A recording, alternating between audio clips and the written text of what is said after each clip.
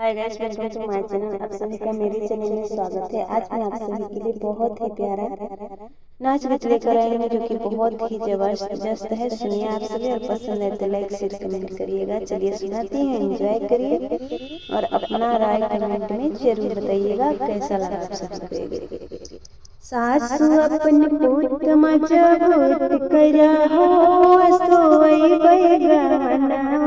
सासु अपन पूत मजबूत करा हो, सोई बैगनवा।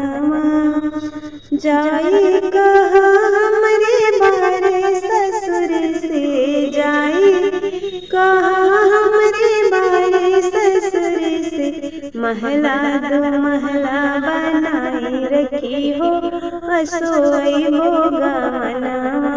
महला दो महला बनाई रखी हो, हमारी बैगनवा। सासु अपन पूत मजबूत करा हो, असोई हो गवनवा।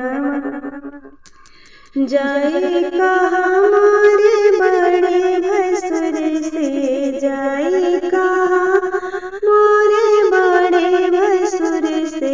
बाग फुलवारी लगाई रखी हो, सोई हो गवनवा। बारी फुलवारी लगाई रखी हो, सोई हो गवनवा। सासु अपने पूत मजबूत करा हो, सोई बैगनवा। सासु अपन गुतनी अपन देवर मजबूत करा हो, सोई बैगनवा। जाई कहा मोरे लहुरा देवर से, जाई कहा मोरे लहुरा देवर से। लहुरा देवर से हो छोटा देवर से।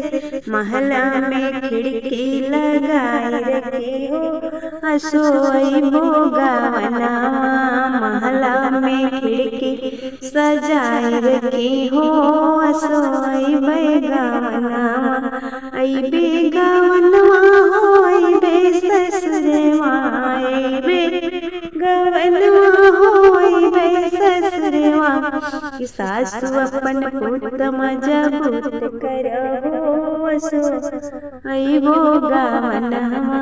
सासु अपन पूत मजबूत करा हो, सोई बैगनवा। गुतनी अपन देवर मजबूत करा हो, सोई बैगनवा। ननद अपन भैया मजबूत करी हो, सोई बैगनवा।